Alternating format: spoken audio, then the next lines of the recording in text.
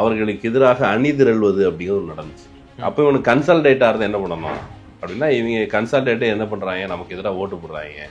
அப்போ ஓட்டு போடுறவங்கள உனக்கு ஓட்டுரிமை இருந்தால் தானடா நீ எனக்கு எதிராக ஓட்டு போடுவ. அப்போ உன்னுடைய வாக்குரிமைக்கு எதிராக ஒரு வேலை செய்வோம். இந்தியாவில் வாக்குரிமைங்கிறது இப்போ ஒரு மனிதன் ஒரு மதிப்பு ஒரு வாக்கு அப்படின்னு சொல்கிறாங்கல்ல, அது நம்ம சாதாரணமாக யாரோ ஒருத்தங்க பிச்சை போட்டு போகல. இப்போ மோடி கவர்மெண்ட்டுக்கு ஒன் நேஷன் ஒன் எலெக்ஷனுங்கிறது வேற ஒன்றும் இல்லை. நான் புரிஞ்சுக்கிறது ஒன் நேஷன் ஒன் எலெக்ஷன். அது ஒன் நேஷன் ஓன்டா எனக்கு கேட்கணும். எலெக்ஷன் ஓட்ட பேச வேண்டியது. ரேவடி கல்ச்சர்னு ஒரு இந்திய சுப்ரீம் கோர்ட்ல ரேவடி கல்ச்சர்னு பாஜக தரப்பினர் அதை மக்கள் நல திட்டங்களை அவன் இலவசம் மக்களை ஏமாத்துறாங்கன்னு சொல்லி ஒரு கேஸ் போட்டாங்க. நோக்கம் என்னன்னா, அவங்களுக்கு வழிகாட்டுதல் இருக்கு, மக்களுக்கு எதையும் இலவசமாக வழங்காத, மார்க்கெட்ல போய் மக்கள் வாங்கி பழகட்டும். நீ 20 கிலோ அரிசியை கொடுத்துட்டேன்னா வெளியில அரிசி வாங்க மாட்டான். அரிசி வாங்கினா தானே வெளியில இருக்க அரிசி மார்க்கெட் த்ரைவ் ஆகும் அப்படிங்கிற மாதிரி அவங்களுடைய கான்செப்ட். அப்ப இவெல்லாம் ஒரு ஆளு மனுஷன்னு சொல்லி இவனுக்குலாம் நான் நல திட்டங்கள் அறிவிக்க வேண்டியது. நல்லா சுதந்திரமாக நான் செய்கிற கார்பரேட் கைக்கூலி வேலையை சுதந்திரமாக செய்ய முடியவில்லை. அதுக்கு தடையாக இருப்பது எது? ஆதார் கார்டை ஏத்துப்பியான்னு நீதிமன்றம் கேட்குது. ஆதார் கார்டெல்லாம் ஏத்துக்க முடியாது. ஏன் ஆதார் கார்டை ஏத்துக்க மாட்டேன் சார்? நீங்களே சொல்லியிருக்கீங்க ஆதார் கார்டு குடியுரிமை கிடையாது, அடையாளத்திற்கானது. நீங்க சொன்ன மாதிரியே அதை நாங்கள் ஏத்துக்க முடியாது. ரேஷன் கார்டு இருந்தாலும் சார், ரேஷன் கார்டுலாம் ஏமாத்தி அவங்க வாங்கிடுவாங்க. யாரு? எலெக்ஷன் கமிஷன் மக்கள் பத்தி சொல்லுகிற கருத்து. ஓட்டர் ஐடியை ஏமாத்தி வாங்கிடுவாங்களாம். கவர்மெண்ட் கொடுக்க ஓட்டர் ஐடியை, கவர்மெண்ட் கொடுக்க ஆதார் ஐடியை ஏமாத்தி வாங்கிடுவாங்களாம். கவர்மெண்ட் கொடுத்த ரேஷன் கார்டை ஏமாத்தி வாங்கிடுவாங்களாம். கவர்மெண்ட் ஏற்கனவே கொடுத்த எலெக்ஷன் ஓட்டர் ஐடி இருக்குல்ல, ஓட்டர் ஐடியை கூட மக்கள் ஒருவேளை ஏமாத்தி ஃபோர்ஸ் தான் வாங்க முடியும். ஆகவே ஏமாற்றி வாக்காளர் அடையாள அட்டை வச்சிருக்கிறாங்க, நாங்க போய் செக் பண்ண போறோங்கிறதான் இப்போ. அப்ப ஏற்கனவே மோடிக்கும் சேர்த்து வாக்களித்த முந்தைய தேர்தல்கள் 2024 ஆகட்டும், அதுக்கு முன்னால வாக்களித்தவர்களாகட்டும், தேர்தல் ஆணையமே ஒப்புதல் வாக்குமூலம் கொடுத்துருக்கு. போலியா ஓட்டு போட்டு முதல்ல போய் தேர்தல் கமிஷன்ல பிஜேபி புகார் கொடுத்துருக்கு. எங்களுக்கு போலியாக ஓட்டு போட்டு எங்களை தகுதி இல்லாத எங்களை மக்கள் விரோதமா டிமானிட்டைசேஷன் கொண்டு வந்திருக்கிறோம். நாங்க ஜிஎஸ்டி வரி போட்டு மக்களை சாகடிக்கிறோம், தெருவில் மக்களை தெருவுக்கு கொண்டு வந்திருக்கோம், இவ்வளவு பேருக்கு வேலை கொடுக்கல, எங்களுக்கு போய் ஓட்டு போடுறது எங்களுக்கு சந்தேகமா இருக்குன்னு பிஜேபி தான் தேர்தல் கமிஷனுக்கு போயிருக்கணும். ஆனா இவர்கள் 2 பேரும் கூட்டா இருக்கிறாங்க. நீதிமன்றத்துல தேர்தல் கமிஷன் சொல்றது எங்களுக்கும் பிஜேபிக்கும் கூட்டு கிடையாது, நீங்க அப்படி நினைக்காதீங்க, அப்படி சொல்பவர்களுக்கு உள்நோக்கம் இருக்கிறது, உங்களுடைய நேரத்தை வீணடிக்கிறார்கள், இவங்களை என்டர்டைன் பண்ணாதீங்க, இவங்களுக்கு கிளீன் ஹேண்ட்ஸ் இல்லை அப்படின்ட்டு இது தொடர்பாக டவுட்ஸ் கொண்டு போறவங்கள்ட்ட பத்தி சொல்லுது. நேத்து யோகேந்திர யாதவ் 2 பேரை அவங்க யாருன்னா அந்த எலெக்ஷன் கமிஷனோட ப்ராசஸ் இன்டென்சிவ் ரிவிஷன், அப்ப அந்த ப்ராசஸ்ல செத்து போனவங்க, அந்த ப்ராசஸ் படி செத்து போனவங்க 2 பேரை உயிரோட கொண்டு நிப்பாட்டுறாரு. ஆக்சுவலி அவங்க சாகல, அவங்கள கொண்டு நிப்பாட்டுறாரு, இவங்களை செத்து போய் லிஸ்ட்ல வச்சிருக்காங்க அப்படின்னு. அப்போ நீதிமன்றம் என்ன சொல்லுது, ஏங்க என்ன விளையாடுறீங்களான்னு மாதிரி எலெக்ஷன் கமிஷன் கேட்டதுக்கு இவர் தேவையில்லாதெல்லாம் பண்றாரு, வாட் இஸ் திஸ் அப்படிங்கிற மாதிரி எலெக்ஷன் கமிஷன் கேட்கும். நீதிபதி ஒரு உரிமையோடு கண்டிக்கிறார். ஏங்க என்ன நினைச்சிட்டு இருக்கீங்க, எரர் ஓகே, தப்பு நடக்குதுங்கிறது ஒத்துக்கிறேன், ஆனா இந்த அளவுக்கு உயிரோடு இருக்கலாம் செத்து போனோம்னு சொல்லிருக்கீங்க, இதெல்லாம் தப்பு.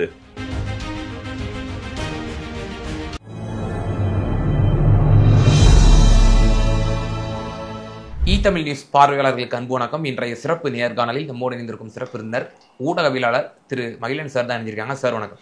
வணக்கம் சார்.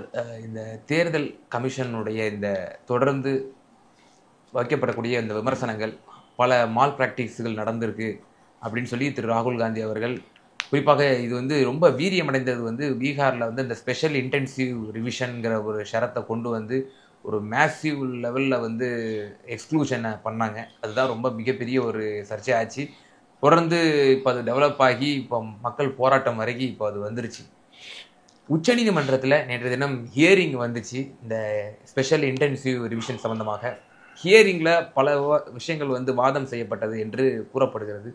என்னென்னலாம் நடந்துச்சு உச்சநீதிமன்றத்தில்? ஆக்சுவலி வழக்கமாக நம்ம சொல்கிறது நாட்டின் கடைகோடி மனிதனுக்கும் கடைசி நம்பிக்கை நீதிமன்றம். இப்போ நீதிமன்றத்தில் கடைசியாக உச்சநீதிமன்றம் தான் கடைசி நம்பிக்கை. நம்ம அதுக்கு மேலே நீதிமன்றம்னா உலக நீதிமன்றம்லாம் போகிறதுக்கு நமக்கு உச்சநீதிமன்றத்துக்கு போகிறதுக்கே சாதாரண குடிமக்கள் போய் சேர்றது அப்படிங்கிறது பிரச்சனை.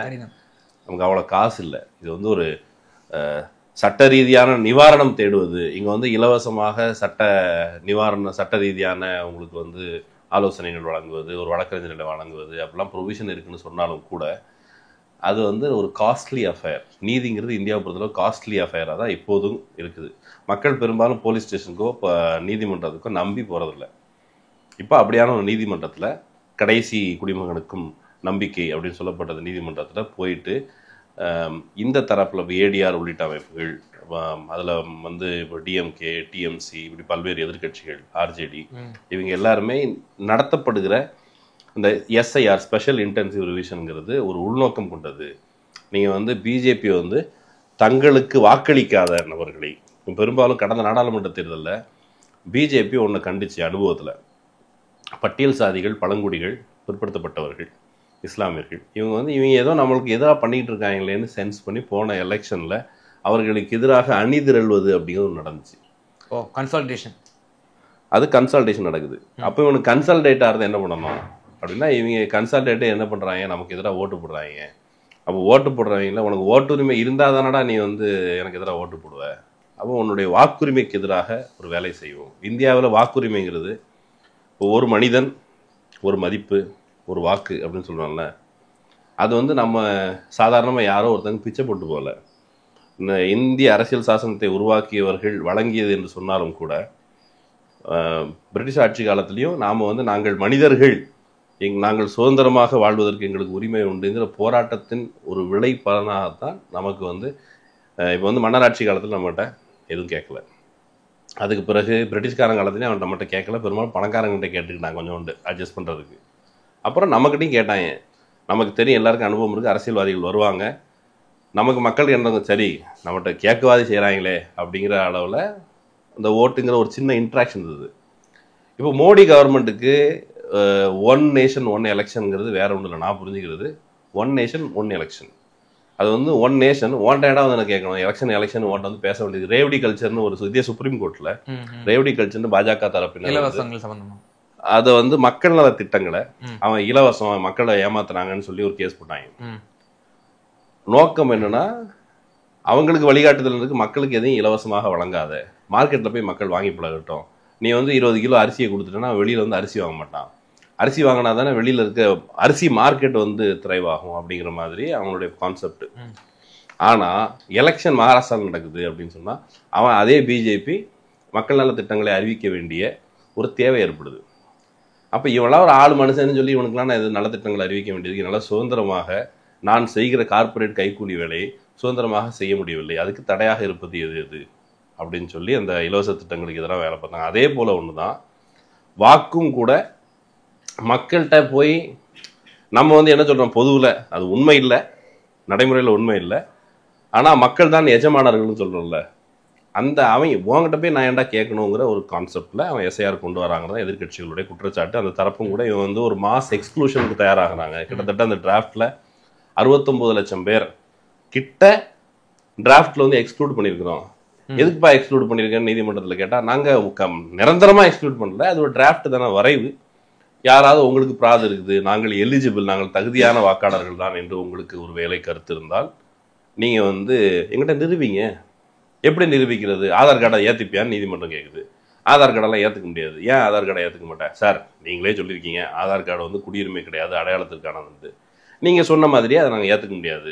ரேஷன் கார்டு இருந்தாலும் சார், ரேஷன் கார்டெலாம் ஏமாற்றி அவங்க வாங்கிடுவாங்க. யார்? எலெக்ஷன் கமிஷன் மக்கள் பற்றி சொல்கிற கருத்து. ஓட்டர் ஐடியை ஏமாற்றி வாங்கிடுவாங்களாம். கவர்மெண்ட் கொடுக்க ஓட்டர் ஐடியை, கவர்மெண்ட் கொடுக்க ஆதார் ஐடியை ஏமாற்றி வாங்கிடுவாங்களாம். கவர்மெண்ட் கொடுத்த ரேஷன் கார்டை ஏமாற்றி வாங்கிடுவாங்களாம். கவர்மெண்ட் ஏற்கனவே கொடுத்த எலெக்ஷன் ஓட்டர் ஐடி இருக்குல்ல, ஓட்டர் ஐடியை கூட மக்கள் ஒருவேளை ஏமாற்றி ஃபோர்ஜ்டாக வாங்க முடியும். ஆகவே ஏமாற்றி வாக்காளர் அடையாள அட்டை வச்சிருக்கிறாங்க, நாங்கள் போய் செக் பண்ண போகிறோங்கிறதான் இப்போ. அப்போ ஏற்கனவே மோடிக்கும் சேர்த்து வாக்களித்த முந்தைய தேர்தல்கள் 2024 ஆகட்டும், அதுக்கு முன்னால் வாக்களித்தவர்களாகட்டும், தேர்தல் ஆணையமே ஒப்புதல் வாக்குமூலம் கொடுத்துருக்குதுல, எங்களுக்கு வந்து போலியா ஓட்டு போட்டிருக்கிறாங்க. அப்படின்னா போலியா ஓட்டு போட்டு முதல்ல போய் தேர்தல் கமிஷன்ல பிஜேபி புகார் கொடுத்துருக்குங்க. எங்களுக்கு போலியாக ஓட்டு போட்டு எங்களை வந்து தகுதி இல்லாத, எங்களை மக்கள் விரோதமாக டிமானிட்டைசேஷன் கொண்டு வந்திருக்கிறோம், நாங்கள் வந்து ஜிஎஸ்டி வரி போட்டு மக்களை வந்து சாகடிக்கிறோம், தெருவில் மக்களை தெருவுக்கு கொண்டு வந்திருக்கோம், இவ்வளோ பேருக்கு வேலை கொடுக்கல, எங்களுக்கு போய் ஓட்டு போடுங்க, எங்களுக்கு சந்தேகமாக இருக்குன்னு பிஜேபி தான் தேர்தல் கமிஷனுக்கு போயிருக்கணும். ஆனால் இவர்கள் 2 பேரும் கூட்டாக இருக்கிறாங்க. நீதிமன்றத்தில் வந்து தேர்தல் கமிஷன் சொல்வது எங்களுக்கும் பிஜேபிக்கும் கூட்டு கிடையாது, நீங்கள் அப்படி நினைக்காதீங்க, அப்படி சொல்பவர்களுக்கு உள்நோக்கம் இருக்கிறது, உங்களுடைய நேரத்தை வீணடிக்கிறார்கள், இவங்களை வந்து என்டர்டைன் பண்ணாதீங்க, இவங்களுக்கு வந்து க்ளீன் ஹேண்ட்ஸ் இல்லை அப்படின்ட்டு இது தொடர்பாக டவுட்ஸ் கொண்டு போறவங்கள்ட்ட பத்தி சொல்லுது.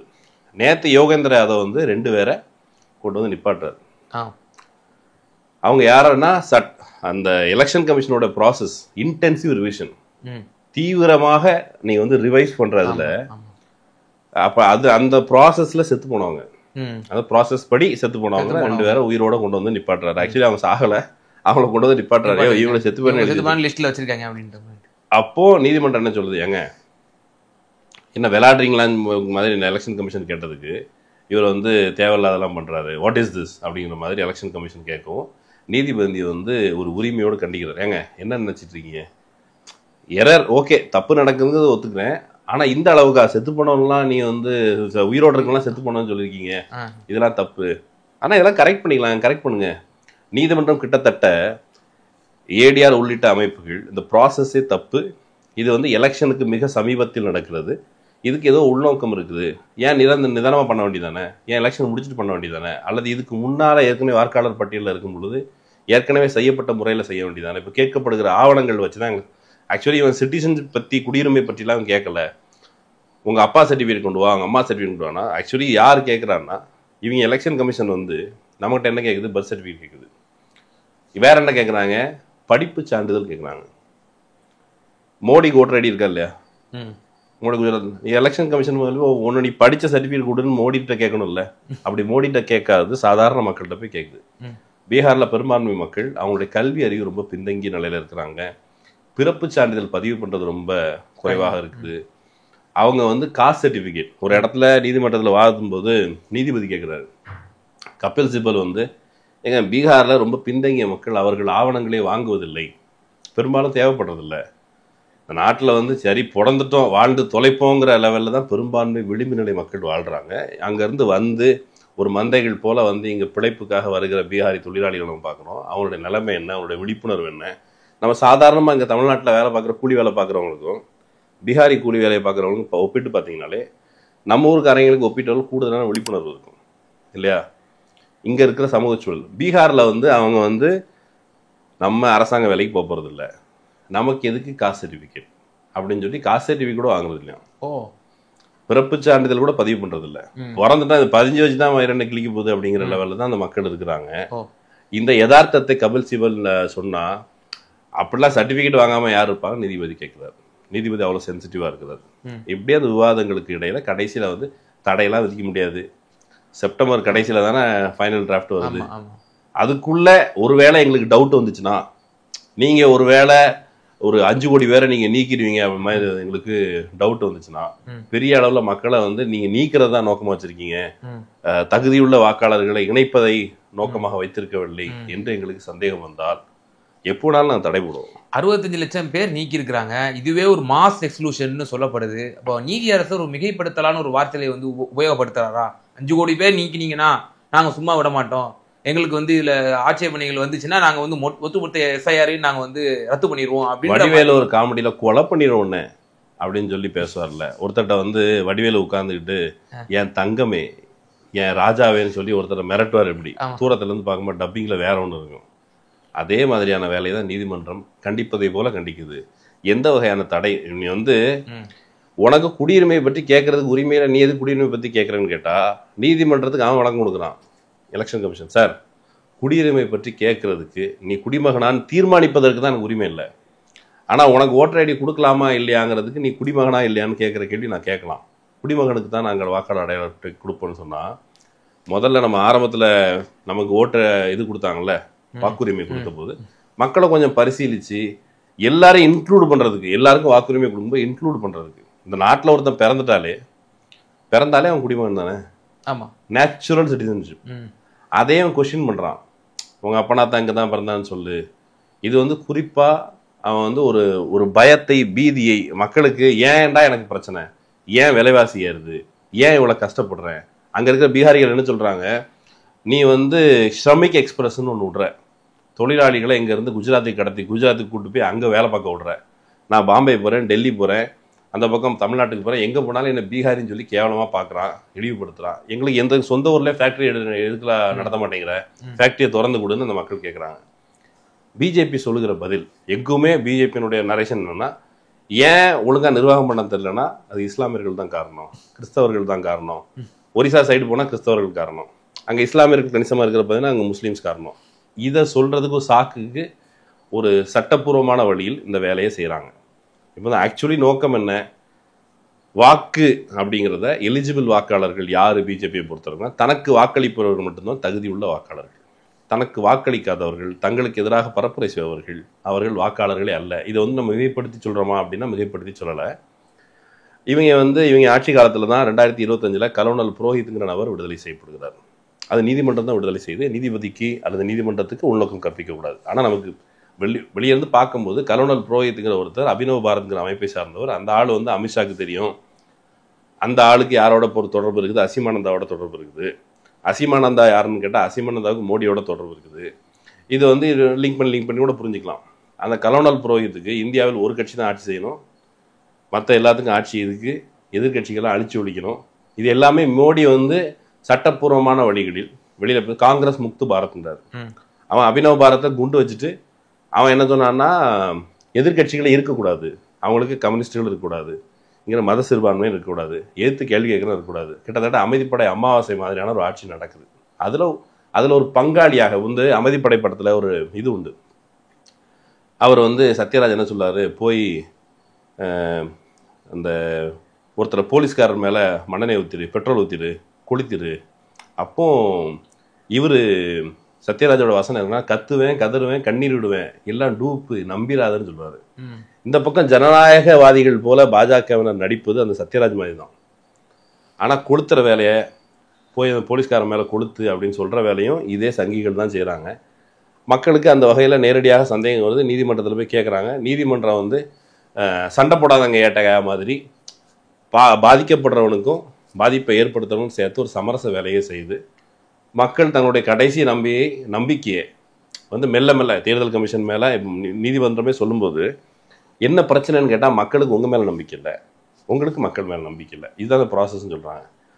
மக்களுக்கு உங்கள் மேலே நம்பிக்கை தவறுது, ஒழுங்காக நடந்துக்கோ, நீ நடந்துக்கிற முறை சரியில்லைன்னு நீதிமன்றம் கண்டித்து ப்ராசஸ் சரி பண்ணணும், டைம் எக்ஸ்டெண்ட் பண்ணி கொடுக்கணும். செப்டம்பர் 30 ஃபைனல் ரோல் கொடுப்பேன்னு சொன்னால் அடுத்தால எலெக்ஷன் வருது.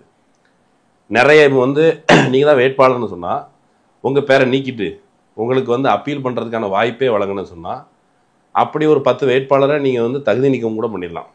தேஜஸ்வி யாதவுக்கு தன்னுடைய லிஸ்ட்டில் வந்து ரோலில் தான் பேர் நீக்கப்பட்டிருக்குன்னு சொன்னால் அதுக்கு விளக்கம் கொடுத்துட்டு இருந்தாங்க.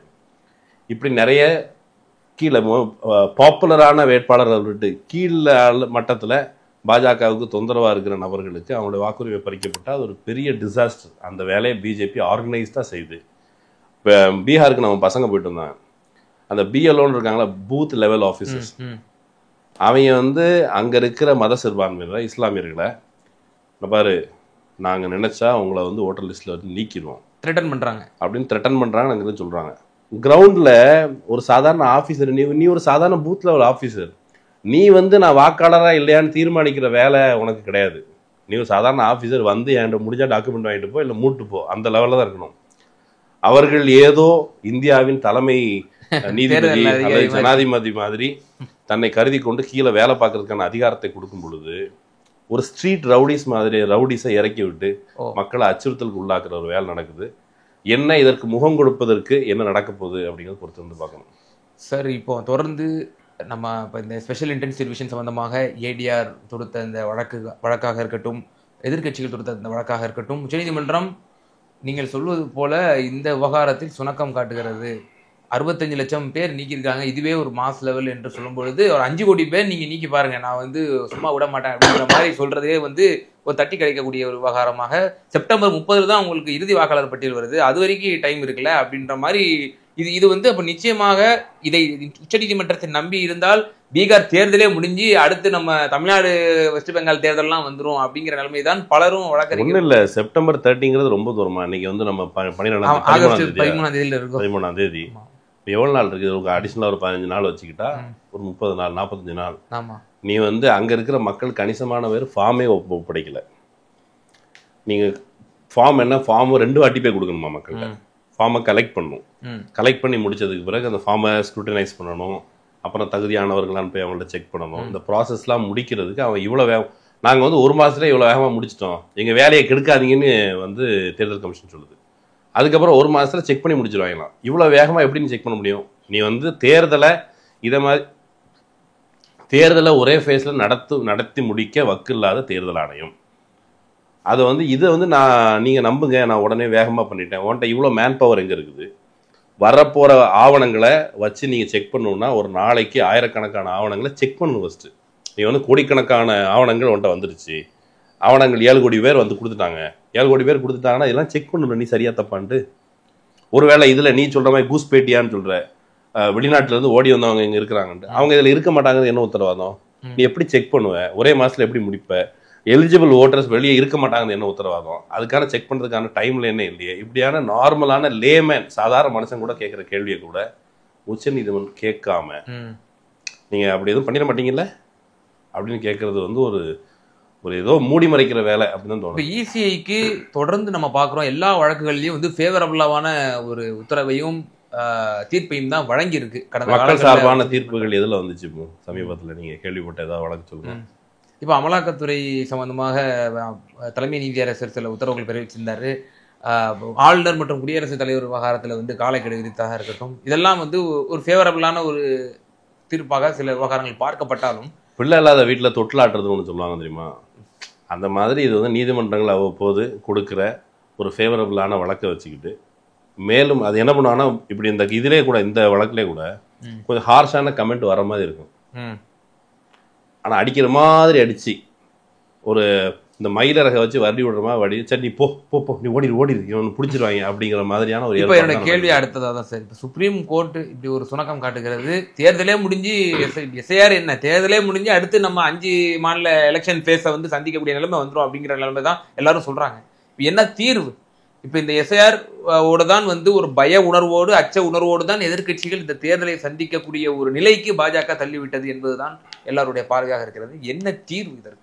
தீர்வு வந்து முதல்ல எதிர்கட்சிகள் போல செயல்பட வேண்டும்.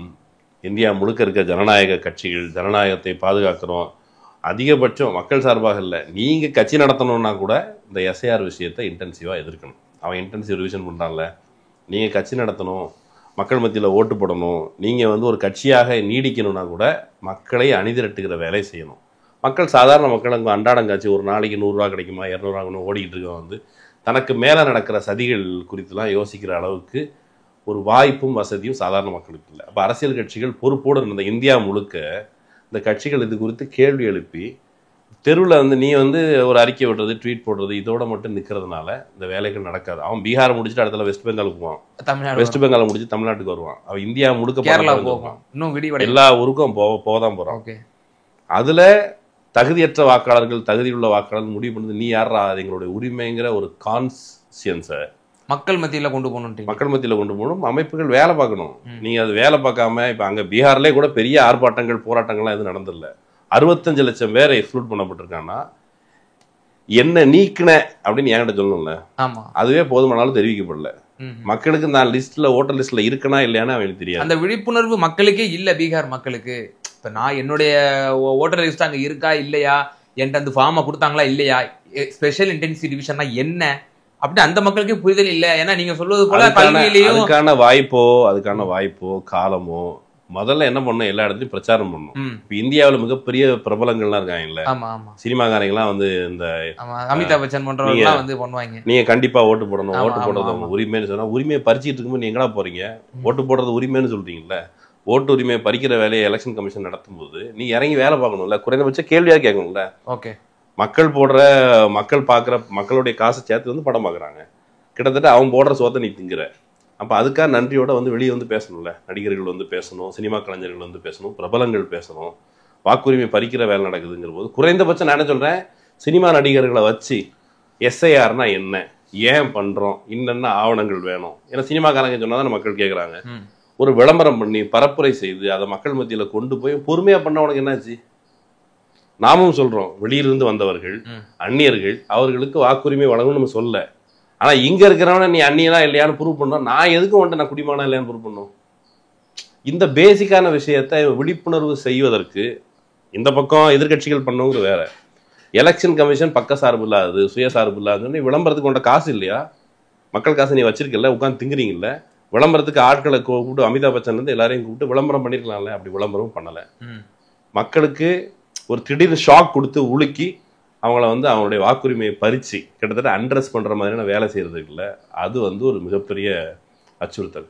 நிச்சயமா சார். இந்த தேர்தல் முறைகேடுகள் சம்பந்தமாக உச்சநீதிமன்றம் எவ்வாறு அணுகுகிறது, இங்க இருக்கக்கூடிய எதிர்க்கட்சிகள் ஒவ்வொரு பிராந்திய கட்சிகளுக்கும் அதை உணர்ந்து தீவிரத்தன்மை உணர்ந்து செயல்பட வேண்டும் என்ற பல கருத்துக்களை வந்து இங்க நேயர்களுக்கு ரொம்ப தெளிவாக பகிர்ந்தீங்க. ரொம்ப நன்றி.